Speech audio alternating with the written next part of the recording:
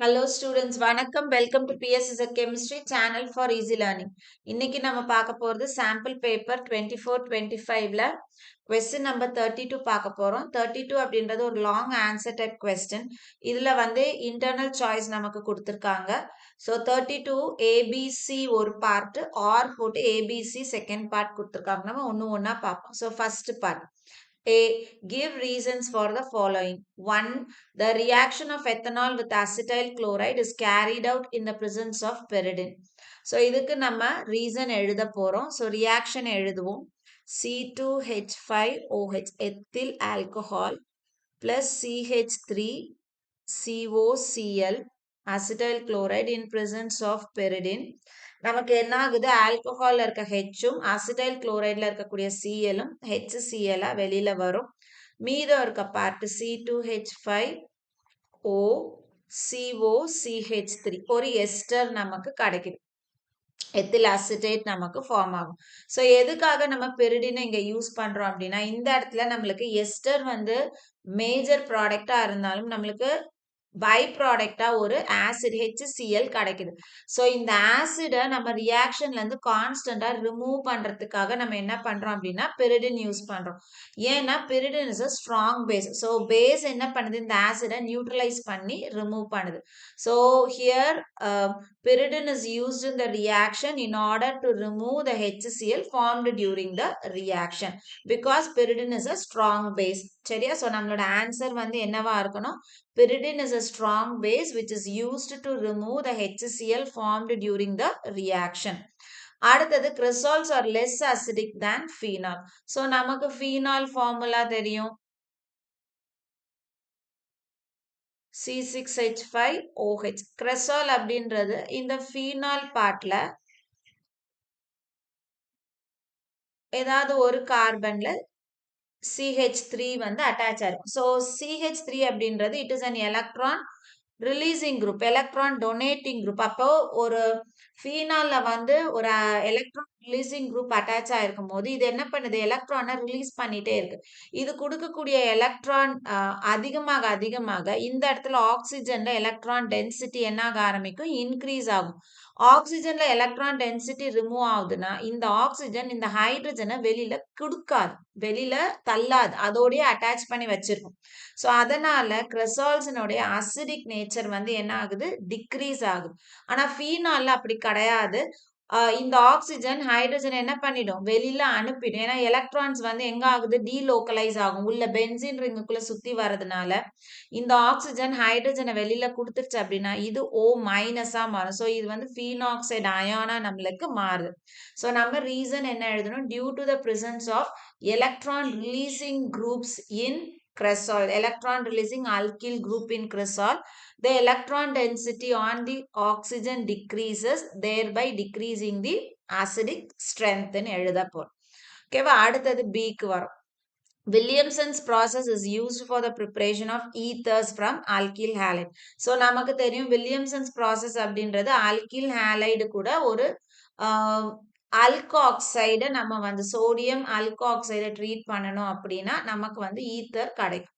So identify the alkyl bromide and sodium alkoxide used for the preparation of 2-ethoxy 3-methyl pentane. So இந்த 2-ethoxy 3-methyl pentane prepare பண்றதுக்கு நமக்கு என்ன alkyl bromideம் sodium alkoxideம் use ஆகுதுன்னு கேக்குறாங்க.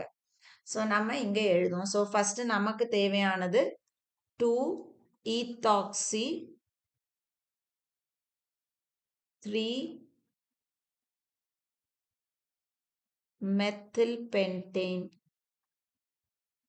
சரி, so first இதனுடைய ஸ்ட்ரக்சரை நம்ம எழுதுவோம். பென்டேன் 1 2 3 4 5 முடிஞ்சிருச்சு. ஸோ செகண்ட் கார்பன்ல ஈத்தாக்சி, ஸோ C2O2H5 இது ஈத்தாக்சி. தேர்ட் கார்பன்ல மெத்தில், ஸோ 1 2 3 இது தேர்ட் கார்பன்ல மெத்தில். இப்போ மீதி எல்லாத்தையும் ஃபில் பண்ணு. CH2, so CH3 CH 1 2 3 4 CH சரியா? ஸோ இதுதான் நம்மளுக்கு கொடுத்துருக்க 2-ethoxy 3-methyl pentane. இப்போ நம்மளுக்கு இதுல என்ன அல்கில் புரோமைடு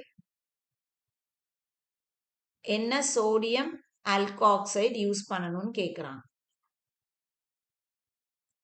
சரியா? இப்போ நமக்கு வந்து வில்லியம்சன் சிந்தசிஸ்ல பார்த்தோம் அப்படின்னா நமக்கு வந்து அல்கில் ஹாலைட்ஸ் வந்து ஒரு பிரைமரி அல்கில் ஹாலைடா இருந்ததுன்னா நம்மளுக்கு வந்து ஈத்தர் ப்ரிப்பரேஷன் வந்து ஈஸியா இருக்கும். இல்ல அப்படின்னா நம்மளுக்கு அது வந்து எதுல போயிடும், நம்ம வந்து சோடியம் ஆல்காக்சைடை வந்து நம்ம பிரைமரி பார்ட்ல எடுக்கிறோம் அப்படின்னா நம்மளுக்கு அது வந்து அல்கீன்ல ப்ராடக்டா கொடுக்கும். ஸோ நமக்கு இந்த இடத்துல ஈத்தர் வேணும் அப்படின்றதுனால நம்ம என்ன பண்ணணும், நம்மளுடைய அல்கில் பார்ட் வந்து பிரைமரி பார்ட்டா இருக்கணும். ஸோ நம்மளோட அல்கில் பார்ட் எது இதுல, இந்த பார்ட் வந்து அல்கில் பார்ட். ஸோ இது வந்து நம்மளுக்கு பிரைமரி பார்ட்டா இருக்கணும். மீதி இருக்கக்கூடிய இந்த பார்ட் நம்மளுக்கு ஆல்காக்சைடு பார்ட்டா இருக்கணும். சரியா? அப்போ இதுல வந்து ஆல்காக்சைடுனா இதுல நம்ம Na போட போறோம். இதுல நம்ம Br போட போறோம். ஸோ நம்மளுக்கு எப்படி எழுதுவோம் நம்ம? CH3 CH2 CH CH3 CH CH3 இந்த இடத்துல ONA plus C2H5 Brன்னு போட போறோம். ஓகேவா? ஸோ அப்போ ஆட்டோமேட்டிக்கா என்ன ஆகும், இந்த NAவும் இந்த Brரும் NaBrஆ போயிடுது. C2H5 பார்ட் இந்த ஆக்சிஜனுக்கு வந்து அட்டாச் ஆகும்போது நமக்கு ப்ராடக்ட் கிடைக்கும். CH3 CH2 CH CH3 CH இந்த இடத்துல CH3 அப்படியே இருக்கு. இது வந்து OC2H5ன்னு நமக்கு கிடைக்கும். ஸோ இது நம்மளுடைய அல்கில் புரோமைடு. இது வந்து சோடியம் ஆல்காக்சைடு பார்ட். இப்போ உங்களோட ஆன்சர் இதுவும் இதுவுமா இருக்கட்டும். ஓகேவா? அடுத்தது. ஸோ இது முடிச்சிட்டோம், இது முடிச்சிட்டோம். அடுத்தது சி பார்ட்டுக்கு வரும். Toluene to convert toluene to three nitrobenzoic acid. So இங்கே என்ன பண்ண போகிறோம், நம்ம டொலியூனை 3-நைட்ரோபென்சோயிக் ஆசிடாக கன்வெர்ட் பண்ண போகிறோம். So toluene to three nitrobenzoic acid. So toluene formula என்ன? இது டொலியூன். பென்சீன் ரிங்ல ஒரு CH3.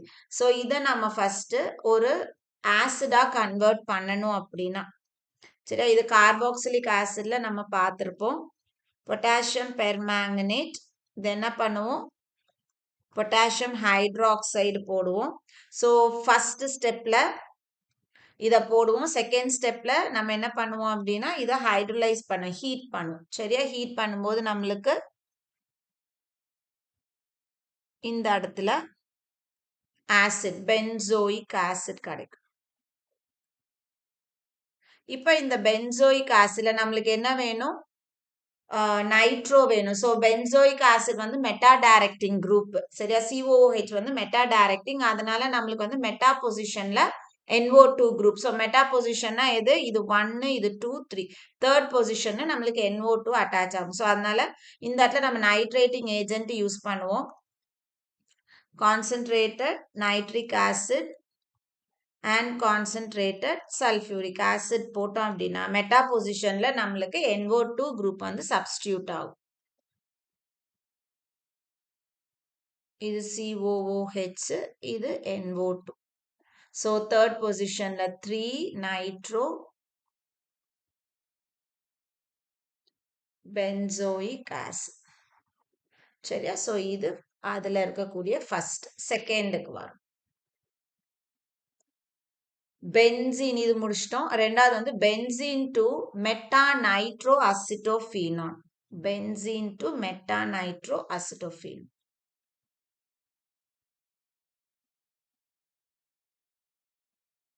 Benzene to meta nitro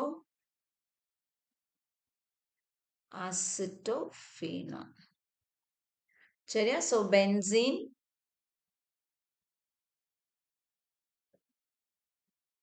நம்மளுக்கு மெட்டா நைட்ரோ அசிட்டோஃபினான்னா என்ன அர்த்தம்?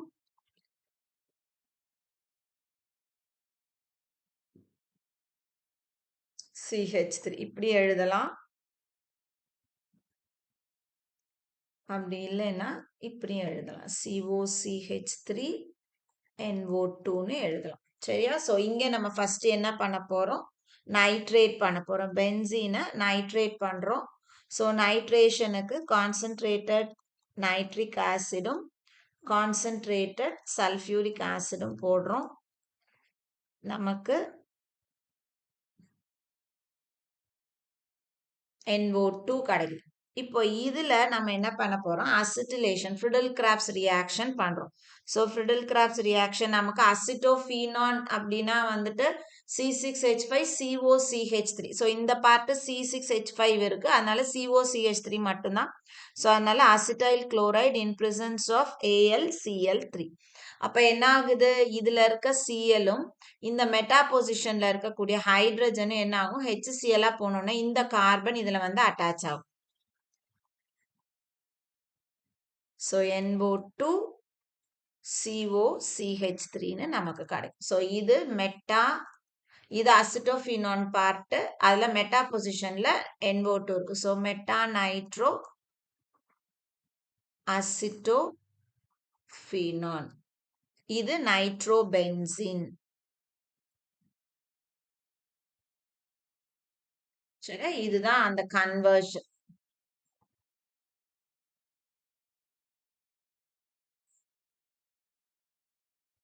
ஸோ இந்த ஃபர்ஸ்ட் பார்ட் ஆஃப் கொஸ்டின் நம்ம முடிச்சிட்டோம். பென்சீன் டு மெட்டாநைட்ரோ அசிட்டோஃபினானோட ஃபர்ஸ்ட் பார்ட் முடிஞ்சிச்சு. இப்போ செகண்ட் பார்ட்டுக்கு வரும். Out of formic acid and acetic acid, which one will give the HVZ reaction? Hell-Volhard-Zelensky reaction. Give a suitable reason in support of your answer and write the chemical reaction involved. So நமக்கு formic acidum acetic ஆசிடும் கொடுத்துருக்காங்க. இதுல எது வந்து HVZ reaction undergo ஆகும்? உங்களுடைய ஆன்சரை கொடுங்க, chemical reaction கொடுங்கன்னு கொடுத்துருக்காங்க. ஸோ இப்போ நம்மளுக்கு வந்து ஒரு ஆர்கானிக் காம்பவுண்ட் வந்து HVZ ரியாக்ஷன் அண்டர்கோ ஆகணும்னா அதுல alpha carbon and alpha hydrogen இருக்கணும். ஸோ ஆல்ஃபா கார்பன் இருக்குது அப்படின்னா தான் நம்மளுக்கு ஆல்ஃபா ஹைட்ரஜன் இருக்கும். ஸோ அப்போ இந்த ஆல்ஃபா ஹைட்ரஜனை ரிமூவ் பண்றதுக்கு தான் நம்ம இந்த ரியாக்ஷன் இருக்கு. ஸோ இந்த ரியாக்ஷன்ல ரியேஜென்ட் பார்த்தோம் அப்படின்னா ஏதாவது ஒரு halogen in presence of red phosphorus. So ஜென்ரலா பார்க்குறோம் அப்படின்னா ஆர் CH2COOH இது ஜென்ரல் ஃபார்முலா. அப்படின்னா இதுல நம்ம halogen in presence of red phosphorus போட்டு நம்ம ஹீட் பண்ணும் பொழுது இது என்ன ஆகும்? இந்த C double bond O attach ஆயிருக்கக்கூடிய இந்த கார்பன் வந்து ஆல்ஃபா கார்பன். அப்ப அதுல இருக்கக்கூடிய ஹைட்ரஜனை நம்ம என்னன்னு சொல்லுவோம்? Alpha hydrogen. இந்த ஹாலஜன் என்ன பண்ணும் அப்படின்னா இந்த ஆல்ஃபா ஹைட்ரஜனை ரீப்ளேஸ் பண்ணும். ஸோ இதுல இருக்க ஒரு ஹைட்ரஜனை எடுத்துட்டு அதுக்கு பதிலாக நம்ம என்ன பண்ணுவோம்? ஒரு ஹாலஜனை உள்ள கொடுப்போம். அப்ப நம்மளுக்கு ப்ராடக்ட் எப்படி கிடைக்கும்? இப்படி கிடைக்கும். சரியா? ஸோ இதுதான் ஹெல்-வோல்ஹார்ட்-ஜெலன்ஸ்கி ரியாக்ஷனுடைய ப்ராடக்ட்.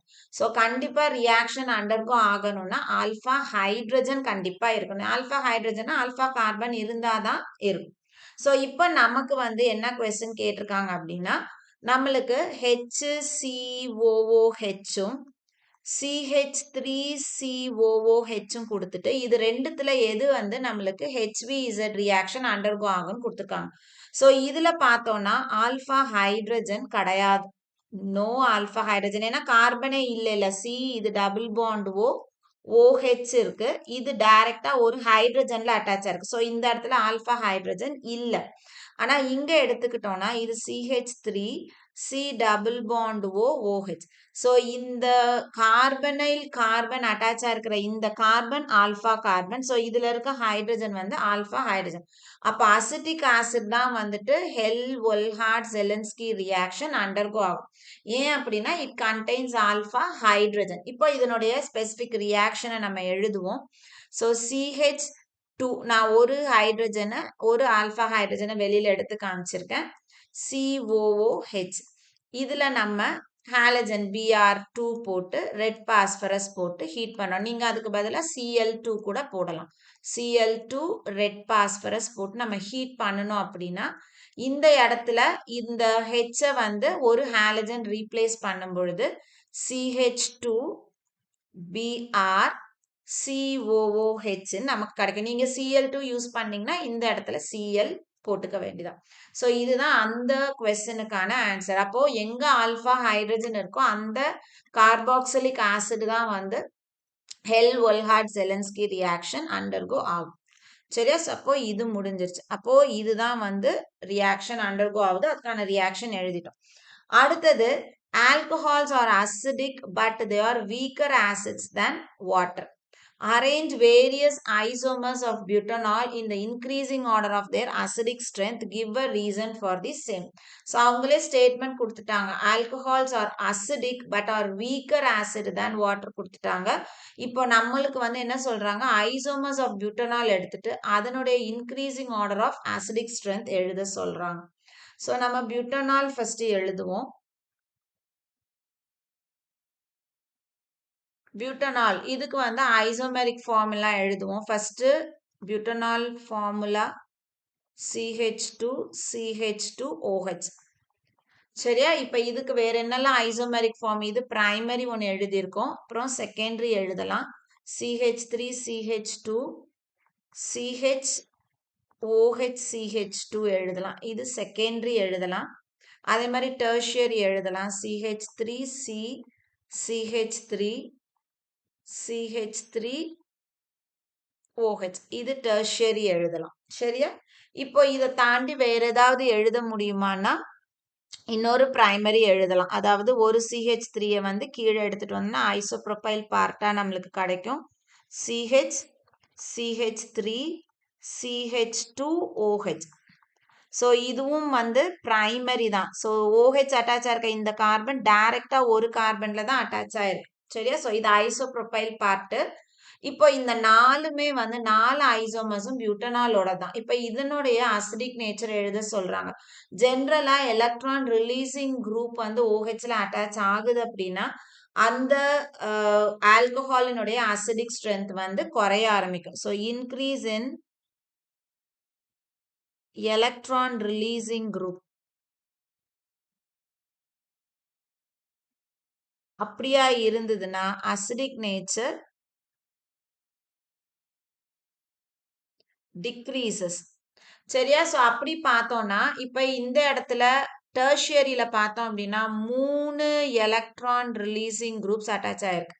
செகண்டரியில பார்த்தோம்னா 2 அட்டாச் ஆயிருக்கு. சரியா? ஸோ அப்போ டெர்ஷியரி செகண்டரியை கம்பேர் பண்ணும்போது டெர்ஷியரியில பார்த்தோம்னா எலக்ட்ரான் ரிலீசிங் குரூப்ஸ் அதிகமாகிறதுனால ஆக்சிஜனுடைய எலக்ட்ரான் டென்சிட்டி என்ன ஆகும், ரொம்ப அதிகமாகும். அப்போ அதனுடைய அசிடிக் நேச்சர் வந்து குறையும். ஸோ அப்போ CH3 CH3 CH3OH இதுக்கு தான் வந்து ரொம்ப லீஸ்ட் அசிடிக் ஸ்ட்ரென்த் இருக்கும். அடுத்தது பார்த்தோம் அப்படின்னா அடுத்தது செகண்டரிக்கு போனோம். ஸோ செகண்டரியில 2 எலக்ட்ரான் ரிலீசிங் குரூப் இருக்கும். ஸோ இது CH3 2 எலக்ட்ரான் ரிலீசிங் குரூப் இருக்கும். ஸோ ஆட்டோமேட்டிக்கா அதனுடைய அசிடிக் ஸ்ட்ரென்த் டெர்ஷியரியை கம்பேர் பண்ணும்போது கொஞ்சம் அதிகமா இருக்கும். CH3. அடுத்தது பார்த்தோம்னா பிரைமரி. இப்போ இந்த இடத்துல நமக்கு 2 பிரைமரி கொடுத்துருக்காங்க. இப்போ இந்த 2 பிரைமரியில பார்த்தோம் அப்படின்னா இது வந்து பிரான்ச்சிங்ல போகுது, இது வந்து லீனியரா இருக்கு. ஸோ அப்போ இது பார்த்தோம் அப்படின்னா அசிடிக் ஸ்ட்ரென்த் வந்து எப்படி இருக்கணும், CH3 CH3 CH2OH.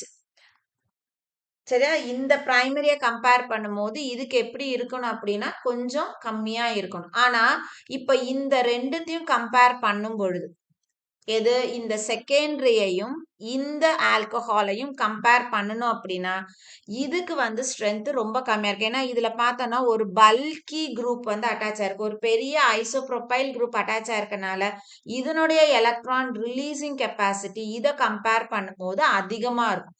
அப்போ இது ஃபர்ஸ்ட் டெர்ஷியரி வந்து ரொம்ப எலக்ட்ரான் ரிலீசிங் குரூப் அதிகமா இருக்கனால ஆசிட் ஸ்ட்ரென்த் கம்மியா இருக்கும். இதையும் கம்பேர் பண்ணும்போது அதாவது இது 2 பியூட்டனால்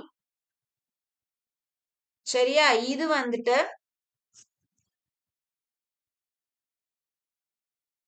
2 மெத்தில் புரோப்பனால் சரியா, 2 பியூட்டனாலையும் 2 மெத்தில் புரோப்பனாலையும் நம்ம கம்பேர் பண்ணணும் அப்படின்னா 2 மெத்தில் புரோப்பனால இந்த ஐசோப்ரோபைல் குரூப் இருக்கனால எலக்ட்ரான் ரிலீசிங் டெண்டன்சி வந்து அதிகமா இருக்கும் when compared to இந்த 2 பியூட்டனால். அதனால அசிடிக் ஸ்ட்ரென்த் இதுக்கு வந்து எப்படி இருக்கும்னா ரொம்ப வந்து கம்மியா இருக்கும். அதை விட கொஞ்சம் அதிகம் இந்த செகண்டரி. ஸோ நம்ம இதை கொஞ்சம் ரீஅரேஞ்ச் பண்ணி எழுதிக்குவோம். ஆர்டர் வந்து எப்பவுமே நம்ம அப்படி எழுதுவோம், டெர்ஷியரி, செகண்டரி, அப்புறம் பிரைமரி.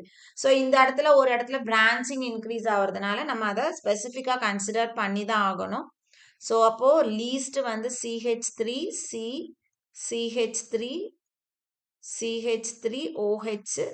இதை விட கொஞ்சம் அதிகம் யாருக்கு இருக்கும், இதுக்கு CH3 CH CH3 CH2 OH. அதை விட கொஞ்சம் அதிகம் யாருக்கு இருக்கும்னா secondary CH2 CH OH CH3. So highest acidic strength யாருக்கு இருக்கும் அப்படின்னு பார்த்தோம்னா 1 பியூட்டனால் இதுக்கு சரியா. ஸோ ஏன்னா இதுல வந்து CH2 தான் OHல அட்டாச் ஆயிருக்கு. ஸோ அதனால இதுக்கு அசிடிக் ஸ்ட்ரென்த் வந்து கொஞ்சம் அதிகமா இருக்கும் சரியா. ஸோ இதுதான் வந்து increasing order of acidic strength of isomers of butanol. அடுத்தது ஸோ பி பார்ட் முடிச்சிட்டோம். இப்போ சி பார்ட்டுக்கு வரும். An organic compound A which is a Grignard reagent used to obtain 2-methyl butane-2-ol on reaction with the carbonyl compound B. Identify A and B. Write the equation for the reaction between A and B. So நமக்கு வந்து question கொடுத்துட்டாங்க. An organic compound A which is a Grignard reagent. So Grignard reagent formula என்ன, RMgX. So A அப்படின்றது Grignard reagent கொடுத்துட்டாங்க, is used to obtain in the compound 2-methyl butane-2-ol on reaction with the carbonyl compound B. So இது வந்து ஒரு carbonyl compound. இது இந்த B வந்து carbonyl compound. Aயும் Bயும் என்னன்னு ஐடென்டிஃபை பண்ண சொன்னாங்க. ஸோ நம்ம 2-methyl butane-2-ol ஃபர்ஸ்ட் எழுதுவோம். நம்ம வந்து ப்ராடக்ட் வந்து 2-methyl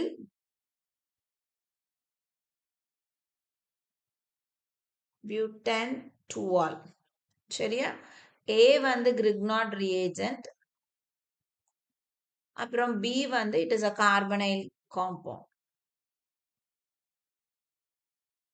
சரியா. இப்ப இதுக்கு நம்ம ஸ்ட்ரக்சர் எழுதணும்னா நம்ம இது பிரைமரியா செகண்டரியா டெர்ஷியரியான்றத கண்டுபிடிச்சிடலாம்.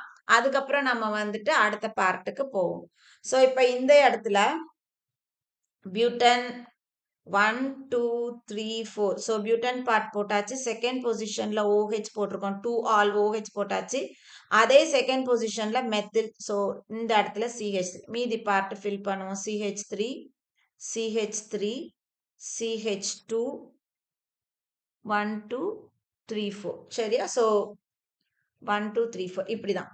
இப்போ நமக்கு வந்து பார்த்த உடனே தெரியுது இந்த இடத்துல வந்து 2-methyl butane-2-ol அப்படின்றது it is a tertiary alcohol. So OH attach ஆகிருக்கிற இந்த கார்பன் 1 2 3ன்னு 3 கார்பன்ல அட்டாச் ஆயிருக்கு. It is a tertiary alcohol. So Grignard reagent கூட நம்மளுக்கு வந்து எந்த கார்பனைல் காம்பவுண்ட் வந்து ரியாக்ட் ஆச்சுன்னா நம்மளுக்கு வந்து டெர்ஷியரி வரணும்னு தெரியணும். ஸோ பிரைமரி ஆல்கஹால் அப்படின்னா நம்ம வந்து ஃபார்மல்டிஹைடு எடுத்துக்கோம். ஃபார்மல்டிஹைடு Grignard reagent கூட ரியாக்ட் பண்ணும்பொழுது RMgX கூட ரியாக்ட் பண்ணும்போது பிரைமரி ஆல்கஹால். அடுத்தது பார்த்தோம்னா அசிட்டால்டிஹைடு. அசிட்டால்டிஹைடு வந்து ஜென்ரலா ஆல்டிஹைடுன்னு எடுத்துக்கலாம், அசிட்டால்டிஹைடு இல்லை. ஆல்டிஹைடு நம்ம எடுத்துக்கிட்டோம்னா கிரிக்னார்ட் ரியேஜென்ட் கூட செகண்டரி ஆல்கஹாலும் நமக்கு வந்து கீட்டோன் RCO கீட்டோன் எடுத்து கிரிக்னார்ட் ரியேஜென்ட் கூட போட்டோம்னா டெர்ஷரி ஆல்கஹால் ஃபார்ம் ஆகும். ஸோ நமக்கு இந்த இடத்துல டெர்ஷரி ஆல்கஹால் ஃபார்ம் ஆயிருக்கு அப்படின்னா நமக்கு இந்த இடத்துல இருக்கக்கூடிய கார்பனைல் காம்பவுண்ட் வந்து கண்டிப்பா என்னவா இருக்கணும், கீட்டோனா இருக்கணும். சரி, ஏதோ ஒரு கீட்டோனா இருக்கும். இதை இப்ப எப்படி நம்ம பிரிக்கிறது அப்படின்றது நமக்கு தெரியணும். எப்போதுமே நம்மளுக்கு வந்து ஒரு ஜெனரல் ரியாக்ஷன் இருக்குது. அதாவது ஒரு கார்பனைல் காம்பவுண்டு அதை வந்து நம்ம வந்து ஒரு கிரிக்னார்ட் ரியேஜென்ட்டோட ட்ரீட் பண்றோம் அப்படின்னா இந்த ஆர் பார்ட் கிரிக்னார்ட் ரியேஜென்ட்ல இருக்கக்கூடிய ஆர் பார்ட் இந்த கார்பனுக்கும் இந்த MgX பார்ட் எங்க போகும் அப்படின்னா இந்த ஆக்சிஜனுக்கும் போகும். அப்படி போகும்போது நம்மளுக்கு எப்படி கிடைக்கும், இந்த இடத்துல OMgXனும் இந்த இடத்துல ஆர்னு அட்டாச் ஆகும். இதை நம்ம ஹைட்ரோலைஸ் பண்ணும் பொழுதுதான் நம்மளுக்கு என்ன கிடைக்கும், இது இப்படி உடையும் பொழுது இந்த இடத்துல OHும் Hும் போட்டு இது நம்மளுக்கு ஆல்கஹாலை கொடுக்கும். சரியா, பிளஸ் MgOHX கிடைக்கும். அப்போ இந்த இடத்துல நம்மளுக்கு கிடைச்ச ப்ராடக்ட்ல பார்த்தோம்னா இந்த பார்ட் வந்து வெளியில போயிருக்கணும். சரியா, சோ இந்த பார்ட் வந்து ஹைட்ரோலைஸ் பண்ணும்போது நமக்கு கிடைக்கக்கூடியது. அப்போ இதுல வந்து இந்த பார்ட் என்னவா இருக்கும், இந்த பார்ட் வந்து கீட்டோன் பார்ட்டா இருக்கும். இந்த பார்ட் எதுல இருந்து வர பார்ட்டா இருக்கும், கிரிக்னார்ட் ரியேஜென்ட்ல இருந்து வர பார்ட்டா இருக்கும். இது கீட்டோன் பார்ட். சரி, அப்ப நம்மளுக்கு வந்து ப்ராடக்ட் நம்ம எப்படி எழுதலாம், சோ ரியாக்ஷனை எப்படி எழுதலாம் அப்படின்னு பார்ப்போம். சோ இந்த கீட்டோன் பார்ட்டை ஃபர்ஸ்ட் எழுதுவோம். CH3 CH2 C double bond O CH3. சரியா, சோ இது வந்து பியூட்டனோன். ஓகேவா, பிளஸ் இது கிரிக்னார்ட் ரியேஜென்ட் CH3 MgBr எடுத்துக்கிறோம். சோ இதுல ட்ரை ஈத்தர் போடும்போது இந்த இடத்துல என்ன ஆகும், இதுல இருக்கக்கூடிய இந்த CH3 பார்ட் எதுல வந்து அட்டாச் ஆகும், கார்பனுக்கு போகும். இந்த MgBr பார்ட் எங்க வரும், இந்த ஆக்சிஜனுக்கு வரும்போது நமக்கு என்ன ப்ராடக்ட் கிடைக்குது, CH3 CH2 COMgBr. இந்த இடத்துல CH3 அட்டாச் ஆகுது, இதுல ஏற்கனவே இருக்கிற CH3. சரி, நான் வேணா கலர்ல வேற கலர்ல காமிக்கிறேன். இந்த இடத்துல உள்ள வந்த கிரிக்னார்ட் ரியேஜென்ட்ல இருந்து வந்த CH3 அட்டாச் ஆகும். இப்போ இதை நம்ம ஹைட்ரோலைஸ் பண்ணும்போது என்ன ஆகும், இந்த இடத்துல பாண்ட் கிளீவ் ஆகும். இங்க பாண்ட் கிளீவ் ஆகி இதுல OHும் இதுல Hும் வரும். சோ நமக்கு ப்ராடக்ட் என்ன ஃபார்ம் ஆகுது, CH3 CH2 C, இது CH3, இந்த இடத்துல O H, இந்த இடத்துல CH3. சோ இது செகண்ட் கார்பன்ல மெத்தில் இருக்கு, பியூட்டன் 2 ஆல். இதுதான் நம்மளுக்கு ப்ராடக்ட். அப்போ நம்மளுடைய கிரிக்னார்ட் ரியேஜென்ட் எது, RMgX எது அப்படின்னு பார்த்தோம்னா CH3 MgBr. அடுத்தது இது வந்து A, காம்பவுண்ட் A. B எது அப்படின்னு பார்ப்போம். சோ B வந்து நம்மளுக்கு ஒரு கார்பனைல் காம்பவுண்ட்னு கொடுத்துட்டாங்க. கார்பனைல் காம்பவுண்ட் வந்து CH3 CH2 CO CH3. இது வந்து B, பியூட்டனோன். ஓகேவா, சோ இப்படிதான் நம்ம வந்து கண்டுபிடிக்கணும். நம்மளுக்கு கொடுத்துருக்கிறத கொஞ்சம் அப்படியே ரிவர்ஸ்ல போனோம் அப்படின்னா ஈஸியா வந்து கண்டுபிடிச்சிடலாம். சரியா, சோ இது வந்து 32nd கொஸ்டினுக்கான அந்த சி பார்ட். சோ நம்ம வந்து எல்லா கொஸ்டினும் வந்து டிஸ்கஸ் பண்ணியாச்சு. 32ல மொத்தம் வந்து 6 கொஸ்டின்ஸ் கொடுத்துருக்காங்க, ABC ஆர் ABC. 6 எப்படி சால்வ் பண்றதுன்னு பார்த்துருக்கோம். சோ இந்த வீடியோ உங்களுக்கு கண்டிப்பா யூஸ்ஃபுல்லான வீடியோவா இருந்திருக்கும் நினைக்கிறேன். வீடியோ பிடிச்சிருக்கு அப்படின்னா லைக் பண்ணுங்க, கமெண்ட் பண்ணுங்க, ஷேர் பண்ணுங்க. மறக்காம சேனலை சப்ஸ்கிரைப் பண்ணுங்க. இதே மாதிரி இன்னொரு கொஸ்டினோட நெக்ஸ்ட் வீடியோல உங்களை பார்க்குறேன். தேங்க்யூ.